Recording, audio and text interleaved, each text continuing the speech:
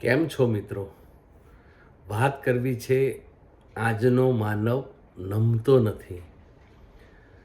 તો મિત્રો, આપણા ત્યાં એક કહેવત છે કે જેવું ખાઈએ તેવો ઓડકાર આવે અને જેવું અન્ન જાય તેવા વિચારો થાય. તો એનું કારણ છે મિત્રો કે પહેલા જમાનાની અંદર ત્રાજવાવાળા વજન કાંટા હતા.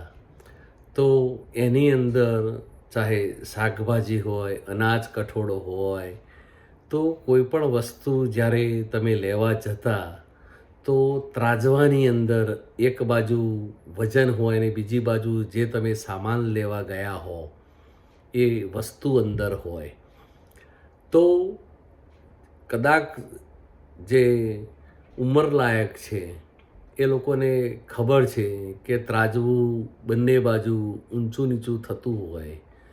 તો પહેલાંના જમાનાની વાત કરીએ એટલે કે આપણાથી એક આગલી પેઢી, તો એ જ્યારે કોઈ વસ્તુ લેવા જતા ત્યારે ગ્રાહક વેપારીને એવું કહેતા કે ભાઈ જરા નમતું તોલજે.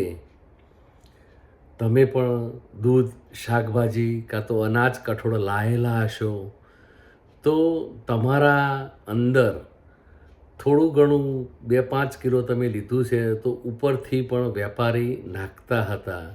તમે કદાચ હાલમાંય તમે જોતા હશો તો તમે દૂધ જે 500 લીટર જે લેતા હોય તમારી જરૂરિયાત મુજબ, તો જે તમારે દૂધવાળા પણ આવતા હશે તો એ પણ ઉપરથી થોડુંક વેડતા હોય છે.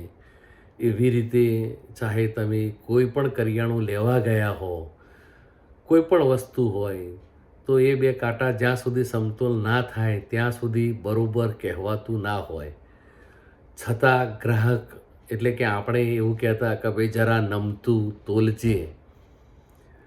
તો જ્યારે જૂના જમાનાનો માણસ તમે જુઓ એટલે આપણાથી એક આગલી પેઢી, એ જ્યારે કોઈ ઝઘડો થયો હોય કાં તો કોઈ અનિચ્છનીય બનાવ બન્યો હોય તો એને બે વડીલો કહે કે ભાઈ જરા નમતું મૂક ને ભાઈ, જવા દે. તો એ થોડું જતું કરતો હોય છે. પણ આજનો યુવાન એટલે કે કદાચ 30-35 વર્ષનો યુવાન તમે જોશો તો એ નમતું નથી મૂકતો.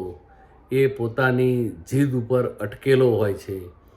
એનું કારણ એક જ છે મિત્રો, કારણ કે જ્યારથી વજન કાંટા અંગ્રેજી આવ્યા એટલે બીજી ભાષામાં ઇલેક્ટ્રોનિક આવ્યા ત્યારથી દરેક વસ્તુ નેટ મળતી થઈ. જ્યારે જૂના જમાનાની અંદર તમારે જે કોઈ પણ વસ્તુ શાકભાજી હોય કે કઠોળ હોય એ લાવતા હતા નમતું, તો એ તમારા પેટમાં ગયું તો એ બધા પણ નમીને રહેતા હતા. પણ જ્યારે નવા એટલે લગભગ હું માનું ત્યાં સુધી 30-35 વર્ષ અગાઉ ઇલેક્ટ્રિક કાંટાની શરૂઆત થઈ એટલે તમે જે 500 કિલો 2-5 કિલો જે વસ્તુ લો છો એ તમારા ઘરે નેટ આવતી થઈ. જે નમતું એટલે કે જે વધારાનું આવતું હતું એ બંધ થઈ ગયું. એટલા માટે વધારાનો ખોરાક જે હતો, નમતું આવતું હતું, એ પેટમાં જવાનું બંધ થયું.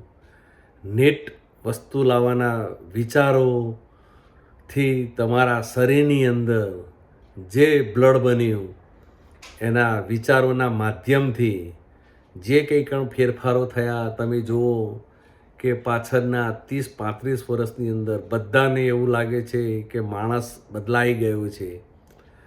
ખરેખર માણસ બદલાઈ ગયો છે. એનું કારણ આ જ છે કે જતું કરવાની ભાવના દરેકનામાં ધીરે ધીરે ઓછી થતી જાય છે.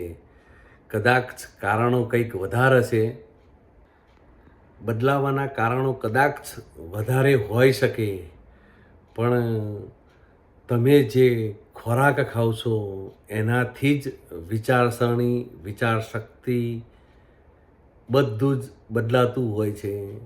એટલા માટે મિત્રો, કદાચ માનવ બદલાયો છે, સમય હજુ એનો એ જ છે. એટલે એવી ચિંતા ના કરવી કે માનવ બદલાઈ ગયો છે. Thank you. આભાર.